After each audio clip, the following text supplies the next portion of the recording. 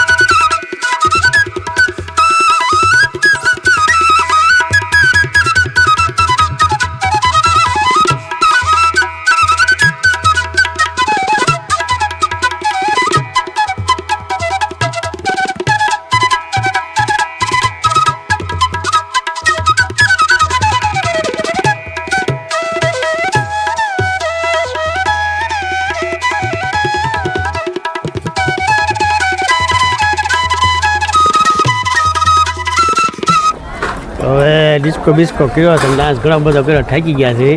જો અમારે વિવેક ગયો તને ઊભા થાવ, ભૂખ લાગી છે તો અહીં જમણવારી ચાલુ છે.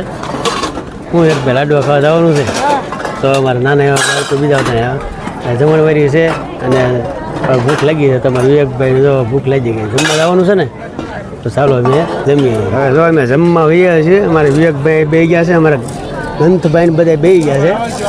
જો આમ જો બાબરાના બધા અમારા આકાશભાઈ છે, પછી અમારા પ્રશાંતભાઈ ગોહિલ છે, રાજ ડીજેવાળા, અમારા ધ્રુવીલભાઈ છે, રાજુભાઈ છે, બધા પરમાર પરિવાર છે અને બધા બાબરાથી જો અમારા બધા રાજુભાઈ મિત્રો આવ્યા છે.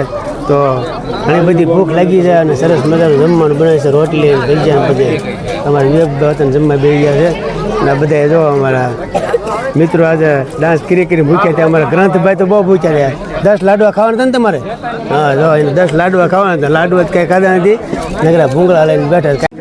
હવે આપણે હવે જમવા બે ગયા. અમારા લાલાભાઈ છે, લાલાભાઈ પાંચ બેઠા, બાહુબલી થાળી રાખી. ભાઈ લાલાભાઈ ખાઈ જવાની છે ને આપણે. જો લાલાભાઈ અમારા મિત્ર છે અને વિડીયો ગમે ને તો શેર કરજો. અમારા લાલાભાઈ જો મજા આવી ગઈ જમવાની. લાલાભાઈ જાનમાં મજા આવી ગઈ ને.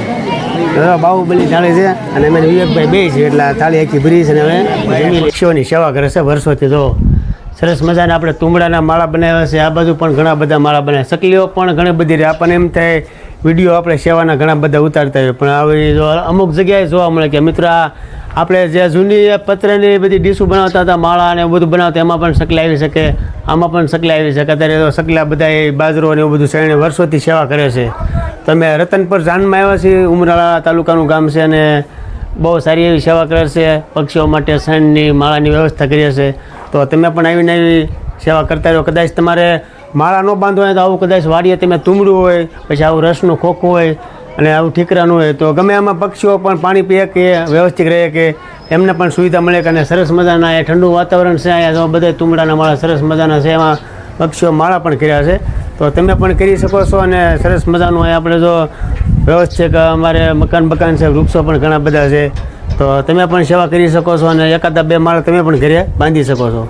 સરસ મજાના મકાન બનાવ્યા છે અને અમારે જો વિવેકભાઈ પક્ષીઓના માળાને એવું જોઈને જો અહીંયા કાંઈક આપણે બનાવ્યું છે. શું કહેવાય વિવેકભાઈ? વાડીમાં બગીચો બનાવો છો અને આ દિવાલ ઉપર બગીચો બનાવ્યો ઘરે.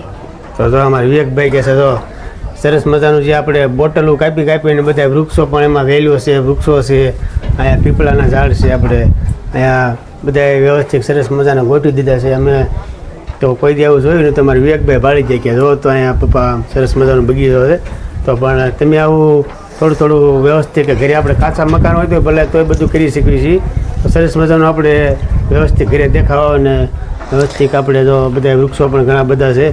તો અમારા વિવેકભાઈને પણ આજે મજા આવી ગઈ કે આ આપણે જે ભારતનો નકશો હોય તેવું સરસ મજાનું દિવાલમાં બનાવ્યું છે વૃક્ષોથી. આપણે અહીંયા ઘરે આવ્યા હતા પણ આપણે ઓળખતા નહોતા, પણ અમારા મિત્ર છે કાળુભાઈ જાદવ, અહીંયા જાન લઈને આવ્યા હતા, એમના સંબંધિત છે. અને મેં દર અમાસે આપણે પહેલાં પાટી રોડ આવતા બંબાપુની જગ્યામાં, અત્યારે હળિયા જ ગયા છે. તો ના પણ અમે અમાસને દે છે, મારા ભાઈ જાણીતા છે, કારણ કે અત્યારે અમે ઉમરાળાની બાજુમાં જાન લઈને આવ્યા છીએ અને તેણે ઘરેથી સેવા કરે છે અને બધાએ સહપરિવાર સાથે પક્ષીઓની સેવા કરે છે. એમને પણ ઘણો બધો આનંદ આવ્યો, કારણ કે આપણે તો ઠેઠ આગળ આવ્યા રતનપુર ગામમાં આપણને ઓળખતા ન. આ તો આ ભજનની જે સંતવાણીના કાર્યક્રમમાં મેમાસના દિવસે આવતા હતા, એમના તરફથી અમને ઓળખે છે. એટલે ઓળખાણ એક જાજી મોટી ઓળખાણ છે ભાઈ. ગમે ત્યાં આપણે વિડીયો ઉતારવાની અમને પણ સહપરિવાર સપોર્ટ દેશે. તમે પણ જતા રહીજો અને પક્ષીઓની સેવા કરતા રહીજો. ખૂબ ખૂબ ધન્યવાદ અમારા જાદવ પરિવારને. તો આજે ઘણો બધો અમારો વિડીયો મોટો બની ગયો છે. થોડોક લગ્ન પ્રસંગ લીધું, થોડોક પક્ષીઓને લીધું છે અને અમારા ઘરે થોડુંક લીધું છે. તો ઘણો બધો વિડીયો મોટો બની ગયો છે. કાલે ફરી મળીશું આપણે વિડીયોમાં. આપ સૌને હર હર મહાદેવ. તો અમારો વિડીયો પસંદ આવ્યો તો લાઈક કરજો, શેર કરજો અને સબસ્ક્રાઈબ પણ કરી દેજો.